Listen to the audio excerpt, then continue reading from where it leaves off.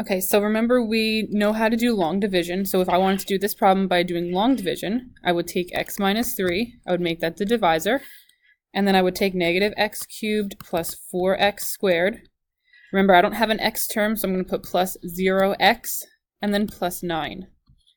Next, I'm going to divide this using long division. So x times what would give you negative x cubed? You'd have to do negative x squared. Multiply this together, so negative x times x is negative x cubed. Negative x squared times negative 3 is positive 3x squared. Then you subtract them, so this becomes 0. 4x minus 3x becomes just x squared. X goes into x squared, positive x times x is x squared. X times negative 3, we got to bring this down. X times negative 3 is negative 3x. Subtract these. 0 minus negative 3 is positive 3x. Drop down the plus 9. X goes into 3x positive 3 times. 3 times x is 3x. 3 times negative 9 is, 3 times negative 3 is negative 9. You're subtracting these, so 9 minus negative 9 is positive 18, so your remainder would be 18 over x minus 3. When we do this today, we're going to use something called synthetic division. Synthetic division will only work if your divisor, so that's the number that's outside, is in the form of x minus k. Okay? Notice that there's no coefficient in front of x, so look at number 1. There's no coefficient here, it's a 1. Okay, but it's nothing else other than 1. Also, you have to remember that this has to be the opposite of k. So whatever this is, we're going to change to the opposite. It's very easy to do once you get the hang of it. In the beginning, it looks a little crazy, but if you can keep everything organized, you will be okay. So the constant term here is negative 3. I'm going to change this to a positive 3.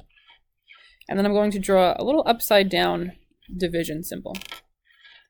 The next thing I do is take all of the coefficients from this term, including the fact that there are 0 x's in here, so plus 0x. Negative 1, that's coming from here. Positive 4, 0x, 9. Okay? You drop down automatically the first time every time, so the first term every time. So this becomes negative 1. Negative 1 times 3 is negative 3. You're always adding these two lines together. 4 plus negative 3 is 1. 1 times 3 is 3. Add this together. 3 times 3 is 9. No, it's not. It's 3. 3 times 3 is 9, and 9 plus 9 is 18. Now, go back to the original expression.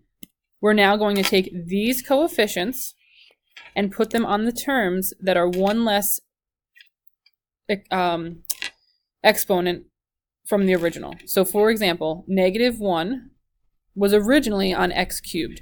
We're going to take negative 1 x squared plus, this was originally x squared, so now it just becomes x. The 3 was originally going with the x, so now it's just a constant 3. And the remainder is 18 over, you have to go back to the original problem of x minus 3. We're not really writing negative 1x anymore, so let's get rid of this and just make it negative x. So long division and synthetic division give you the same exact answers. Let's go ahead and do the next one. The constant term of the divisor is 1, so I'm going to make this negative 1. Upside down division. This has terms x cubed, x squared, and x, and then a constant, so I don't need to fill in anything with zeros. Take all the coefficients. 3, negative 2, 2, negative 5. Drop down the first term. Multiply. 3 times negative 1. Add these two lines together. Negative 5. Negative 5 times negative 1. 5. Add these terms together, you get 7. 7 times negative 1. Negative 7. Add these terms together. Negative 12. The highest power here was x cubed, so I'm going to start by saying that this has to be 3x squared. The next power was squared, so I'm going to drop this down a power and say it's negative 5x. This becomes my coefficient, my constant.